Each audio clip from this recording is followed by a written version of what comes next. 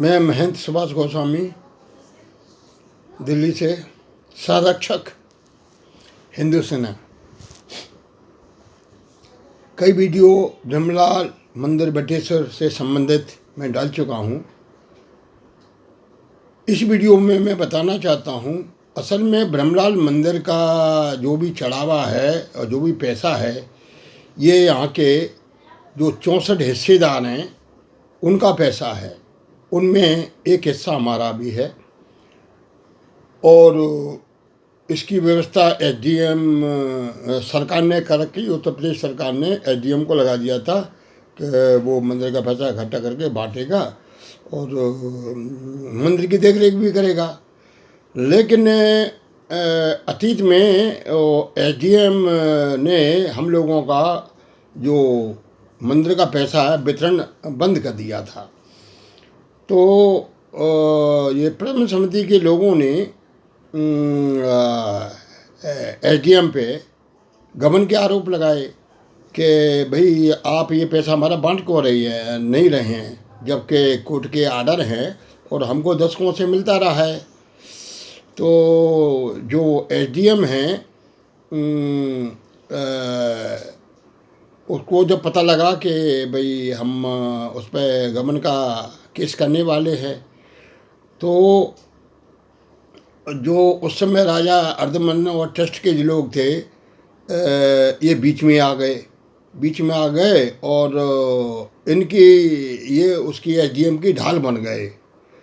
तो कहने का मतलब ये है कि जबकि 1993 में ये अन्य मामले में ये फैसला हो गया था, ब्रह्मलाल मंदिर का चेयरमैन हाकिम परगना है, राजा अर्धमन सिंह नहीं है और इसकी अपील भी खारिज हो चुकी है। अब ये जो मिली भगत है राजा अर्धमन सिंह और उनके संगी साथी डीएम एसडीएम की मिली भगत है, क्योंकि उसने बरसों से एसडीएम ने हमारा जो पैसा हिस्सेदारों को बांटा नहीं, अब वो गया फंस, तो ये लोग आ गए और यही लोग उसे प्रोटेक्ट करते हैं। तो तभी इन्होंने डीएम ने 19 अप्रैल 2003 को एक ऑर्डर कर दिया जिसमें इनके फर्जी ट्रस्ट का नाम हमारे एसडीएम के खाते से जोड़ दिया।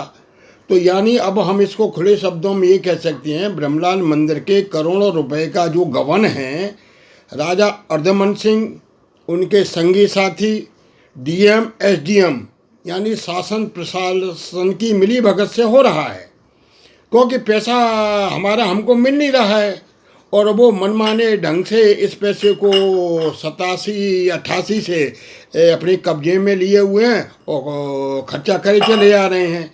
जबकि सिविल कोर्ट ने बिल्कुल मना कर दिया था कि आप एसडीएम नहीं हटा सकते। ट्रस्ट ने एसडीएम को हटाना चाहा था 1998 में, बात संख्या 298 में, लेकिन कोर्ट ने उनकी बात को नहीं माना, लेकिन बैकडोर से इन्होंने डीएम से करा लिए। तो अब इसको यूँ तो हम कह सकते हैं ये मंदिर का जितना भी चढ़ावे का पैसा है यहाँ के 64 हिस्सेदारों का है और अब तो उनके जो परिवार में 1000-1500 लोग हैं, बहुत से लोग तो पैसे के अभाव में मर गए क्योंकि उनके पास आय का और कोई साधन है नहीं है सिवाय मंदिर का ये चढ़ावा।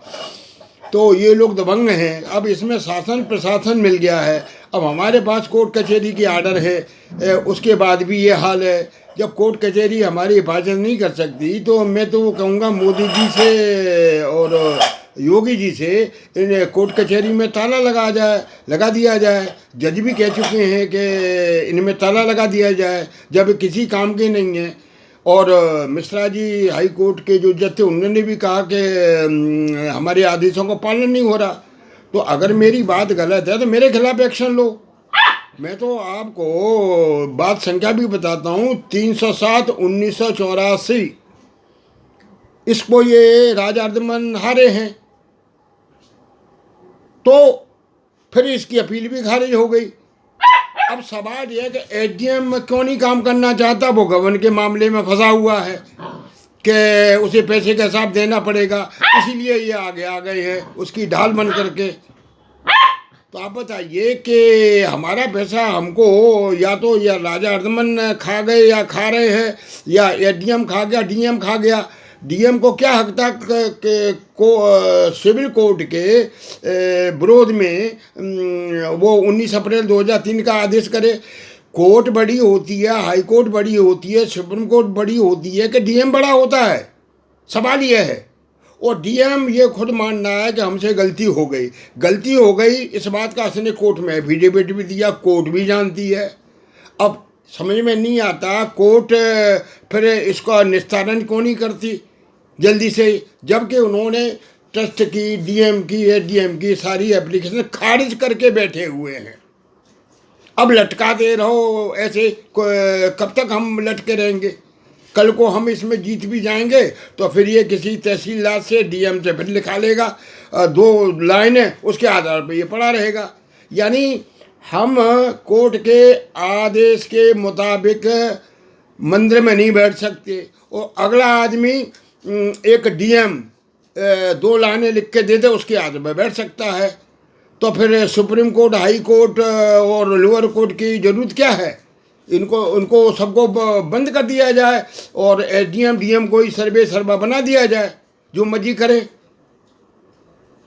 तो बात ये, हम तो ये साफ ये कह रहे हैं कि हमारा पैसा हमारे हिस्सेदारों को मिलना चाहिए और न मिला है। इसलिए ये लोग मिल करके, डीएम एसडीएम मिल करके मंदिर का करोड़ों रुपया हजम कर गए और कर रहे हैं अवैध तरीके से, और हमको झूठे केसों में फंसाना चाहते हैं। वो तो ये है कि हम सच्चे थे, सच्चे हैं, और डॉक्यूमेंट्री भी हमारे पास हैं। अब इन लोगों ने हमको जान से भी मारने की धमकी दी थी, तो ठीक है, ये लोग यही कर सकते हैं और क्या करेंगे। गुंडे बदमाश टाइप लोग हैं, जुआ खेलते हैं, सट्टा खेलते हैं, चरस गांजे के अवैध काम भी करते हैं, तो ये लोग तो यही करेंगे। और क्या मोदी जी और योगी जी हम इन सब बातों में हैं, समर्थन करते हैं क्या? मुझे लगता है योगी जी, मोदी जी इन बातों में नहीं है, और अगर हैं तो बताएं कि वो भी इन चीज़ों में संलिप्त हैं। तो अतः मेरा निवेदन यह है कि फ्रॉड का केस डीएम एसडीएम के खिलाफ दर्ज किया जाए कि भाई कि तुमने इनका पैसा क्यों नहीं बांटा, और ये तुमने गलत आदेश 19 अप्रैल 2003 का क्यों दिया, और इस गलती को तुम, वो डीएम मान भी रहा है लेकिन काट नहीं रहा है। क्यों नहीं काट रहा है? कहता है कि राजा के दबाव में किया। कल को राजा ये कहने लगे कि गू खाने लगे तो कहे गू खाने लगेगा डीएम? राजा कहे या और कोई कहे गू खा ले तो वो खा लेगा क्या ये? तो इसलिए मेरा योगी जी से और मोदी जी से निवेदन है कि देखो, आपके अपने लोगों के साथ ये हो रहा है तो ये ठीक नहीं है। हमारे साथ न्याय किया जाए, और हमारे साथ 1000-1500 लोग जो जुड़े हुए हैं उनकी आय का एक साधन भी हो जाएगा। ये लोग उसको लूट के खा रहे हैं। कहते हैं हम तो पानी भी नहीं पीते हैं। अब बताइए, तुम करोड़ों रुपया हजम कर रहे हो, पानी में रखा क्या है? पानी में दारू में तो अंतर होता है ना। पानी तो फ्री का मिलता है। कौन पानी नहीं पीते तो इसमें क्या हो गया? घर में तो पीते हो पानी, घर में तो पानी पीते हो कि बिना पानी के रहते हो, या गाय का मूत्र पीते हो? तो अतः है ये, इसको जरा दिखवाने, बाकी तो ठीक है, हमारे जो किस्मत में लिखा है वो तो हो ही जाएगा। धन्यवाद। जय श्री राम।